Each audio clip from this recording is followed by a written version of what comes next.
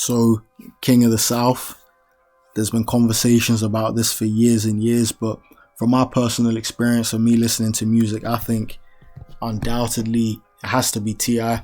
in terms of just the quality of the music. I think the consistency that he had, the run that he had, I would say from arguably 2003 to 2008, I want to say was flawless. And I like the fact that from each album to each album, you could see a clear progression. Each one had a concept.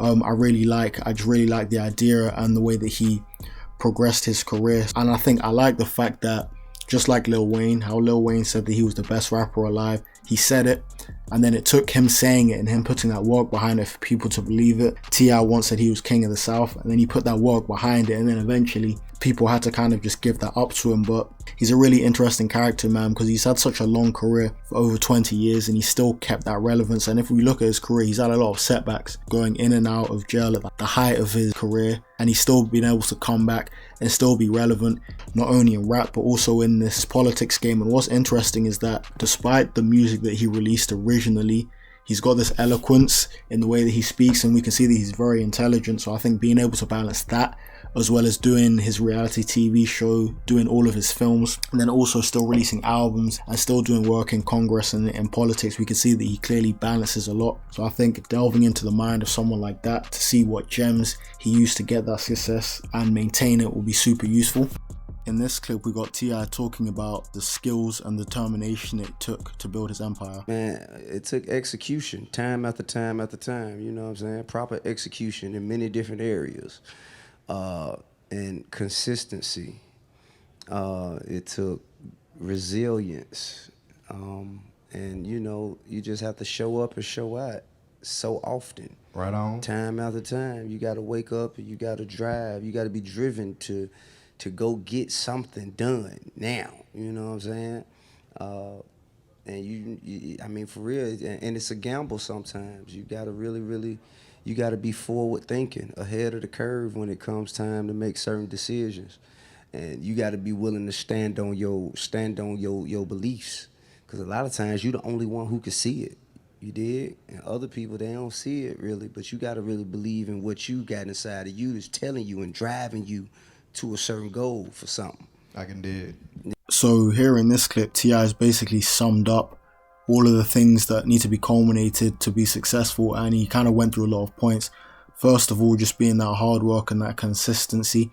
I think that is the basis of being a successful person. I think to be able to achieve what he's achieved and had that level of consistency in terms of album sales and fame for such a sustained period of time, I think that is an ode to that consistency that he talked about, and it's not really possible without putting a lot of hard work. If we just look back at his career, his first album, 2001, it came out, as I said, good album, but it didn't really do too well. So he had to have that hard work and that persistence and that consistency to be able to come up with 2 back-to-back classic albums, Trap Music, 2003, then Urban Legend, and then after that, that's when his big break kind of came. So I think putting in that groundwork and that hard work helped him get onto that next phase in his career. And I think as well, having the foresight and being able to have that eye for talent has really helped him as well. I think if we look in terms of the people that he's been affiliated with and the people that he's actually signed, he had signed Travis Scott early on in his career to Grand Hustle. This was before he sounded the way he sounds now with all of this auto-tune, but the fact that he had that eye for that talent is kind of an ode to that, and that really helped even keep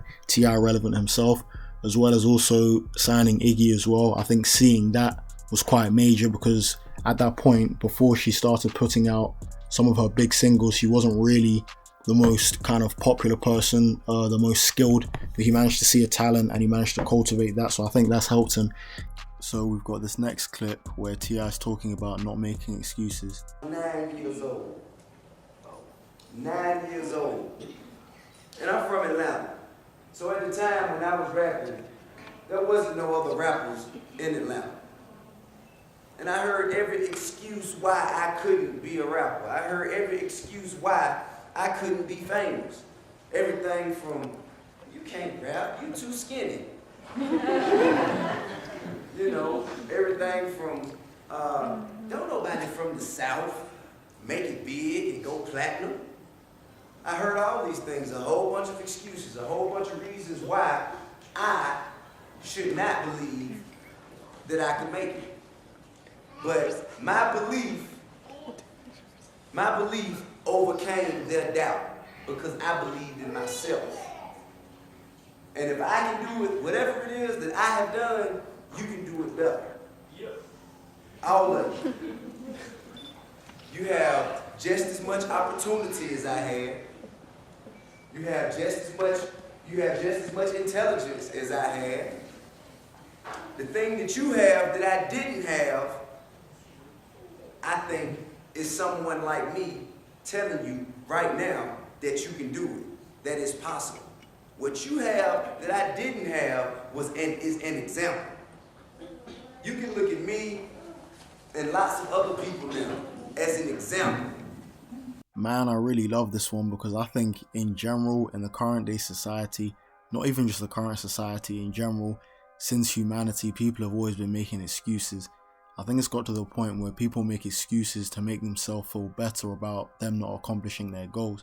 And I think T.I., I really like how he talks about doing the opposite here. I mean, if you look at T.I., you possibly look at his image. Even when I first saw him, I thought, man, this guy doesn't really look like a rapper, and the stuff that he's talking about, the aggressive content, it doesn't really match his persona. So I was thinking, okay, like how did this guy kind of get successful? But at the end of the day, it's him blocking out that noise of that negativity. And I think even the fact that he's skinny, the fact that he's short, the fact that he doesn't really look particularly threatening, it didn't really affect his career at all if you look at it. And if you look at his sales, he's one of the top selling artists, male rap artists anyway. And I think when his King album came out in 2006, I know that was the biggest selling hip hop album of that year. So I think if anything, the fact that he didn't have that stereotypical image kind of helped him. So I think in a way, instead of making the excuses, he kind of used those negatives that he possibly had about him, those perceived negatives, and it probably helped him cross over a bit more. So I think not making those excuses really helped him push through that barrier when he was getting all that negative feedback, and it helped him just get that success and maintain that success as well. If we think about it, I mean, this man had all the excuses in the world. I think one of them being the fact that in 2001 he released his first album, I'm Serious, and although that was a good album, that was his worst selling album. It really didn't do well, and it caused him to be dropped from the label. And as well as that, 2001, from Atlanta at least, he didn't have anyone as an example to look up to in the South. There weren't really people that were doing it major at that time on a large scale how it is now. So the fact that he didn't have an example as well to go after, he was going to have to be the first, and that should be the biggest excuse of them all. But he managed to evade that, and he still managed to be successful by making his own blueprint. In this next clip, we got T.I. just talking about that grind and that hustle. Phenomenal.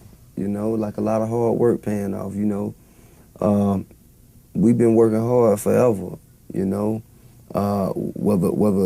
Whether it's on my project, whether it's on a PSC project, whether it's on a DJ Drama Gangsta Grills mixtape, whether it's on Young Dro project, now Big Country, and Young Dro's official, DJ Drama's official albums coming out now.